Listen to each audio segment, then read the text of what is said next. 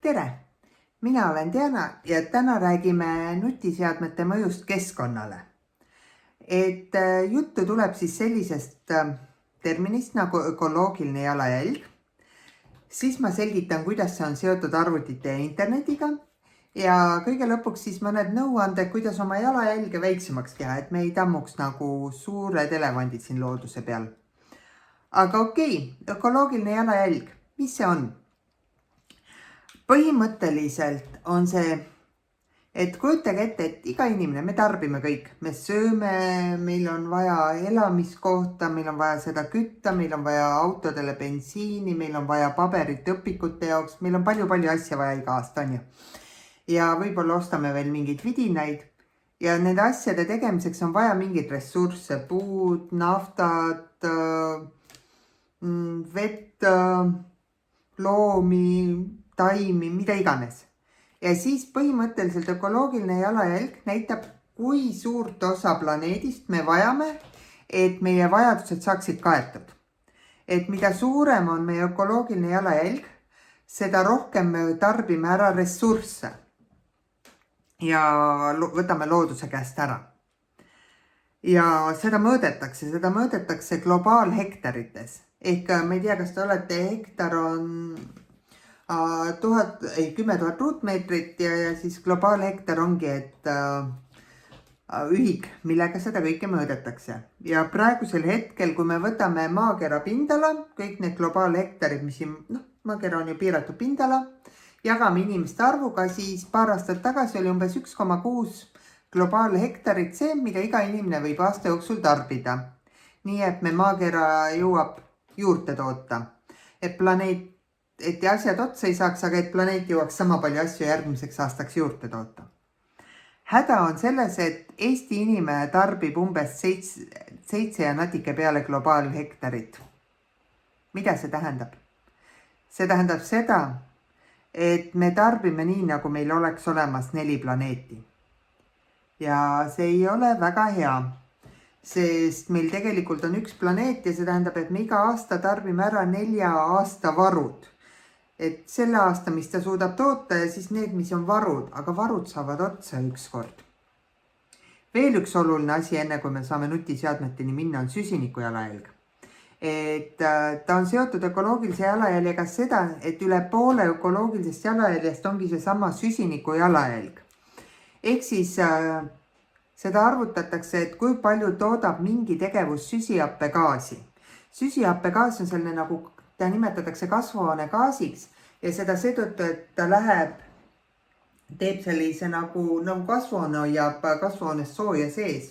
Siis see kasvuhoonegaas teeb kihi ümber planeedi ja ei lase soojusel ära minna. Ja niimoodi meie kliima soojeneb ja see ei ole hea. Absoluutselt see ei ole hea. Te kindlasti olete kuulnud kliima soojenemisest ja kui ei ole, siis viimane aeg minna ja otsida selle kohta infot. Ja süsihappegaas tekib hingamise ja põlemise tagajärjel. Hingamise vastu me midagi ei saa. Me peame seda tegema, on ju. Aga põlemine on teine asi. Põlemist kasutatakse kõige rohkem eriti energia tootmisel, on ju.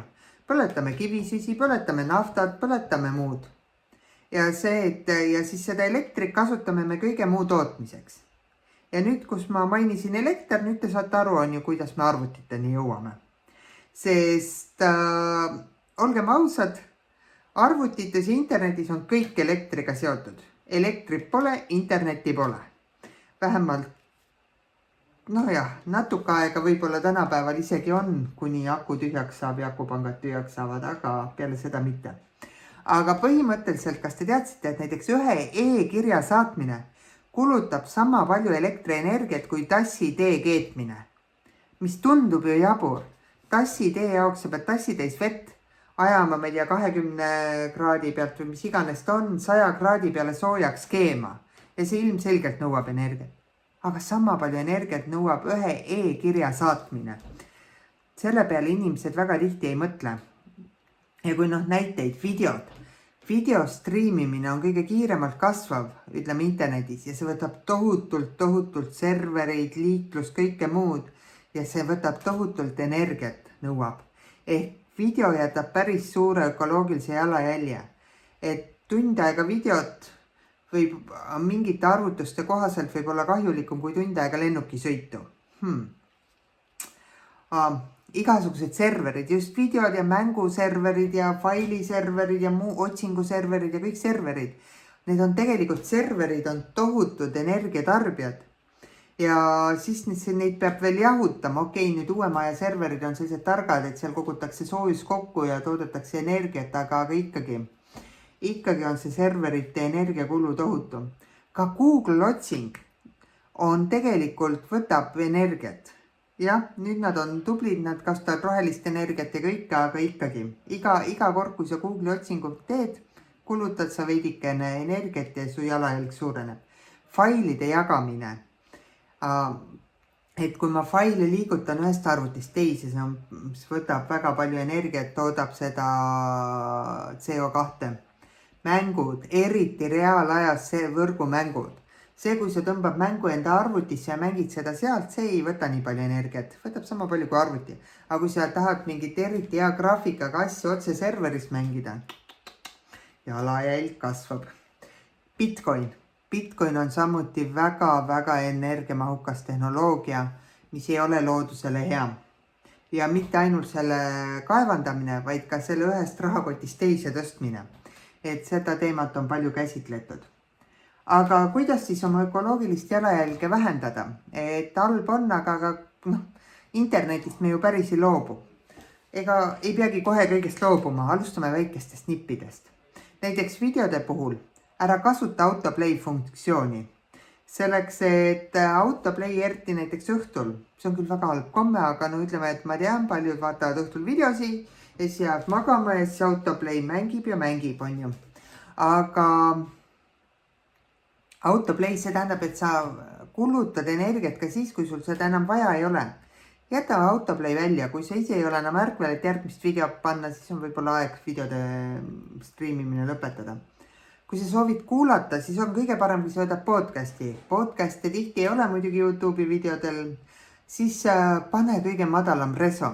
Sul pole vaja, et on mõned videod, mida sa ei vaata, aga kuulad. Ja siis hoida kõige kõrgemat reso sees. Tee filmi õhtuid koos pere või sõpradega. Sest kui 3 inimest või 5 inimest, igaüks vaatab oma nutiseadmes filmi, siis see võtab mitu korda rohkem energiat kui siis, kui need inimesed tuleks ühte tuppa kokku ja vaataks koos mingit filmi. Näiteks selle ülejäänud energiaga võid kasutada näiteks popcorni tegemiseks või millegiks muuks meeldivaks. E-kirjadega. Ma tean, et noored ei saada väga palju e-kirju, aga see kehtib ka igasuguste messengerite ja kõige muu kohta. Ära saada sõnumeid ilma vajaduseta. Iga sõnum võtab energiat, ka Snapis, ka Instas, ka igal pool mujal. E-postis, ma tean, isegi kui noored ei kasuta väga palju e-posti, siis vähemalt mul lapstel, nii palju kui ma näinud on igasuguseid uudiskirju palju. Eemalt ennast nendest uudiskirjadest. Sest nende saatmine sulle võtab ka energiat.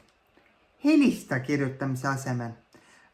Tavaline telefonikõne, mitte veebipõhine kõne ega videokõne, vaid tavaline telefonikõne võtab vähem energiat. Ära saada suuri faile kirjaga, vaid lingi need. Et eriti kui sa saadab paljudele, siis ära pane faili kirja juurde, vaid näiteks pane drive ja pane link. Andmed. Ära hoia ebafaialikke faile alles, eriti mitte kuskil pilves, sest nende hoidmine on jälle energiamahukas. Kustuta ära, me teeme nii palju fotosi, kuvatõmmisi kõike. Võta vahepeal aeg, kustuta ära, ruumi rohkem, elu puhtam, ilusam. Meil on juba digitaalsed prügimäed, mida varsti hakkavad ka tulevad digitaalsed prügikollid neid sorteerima. Seadmed. Lülita nutiseadmed välja, kui sa neid ei kasuta. Vähenda ekraani valgustust. Jah, ma tean.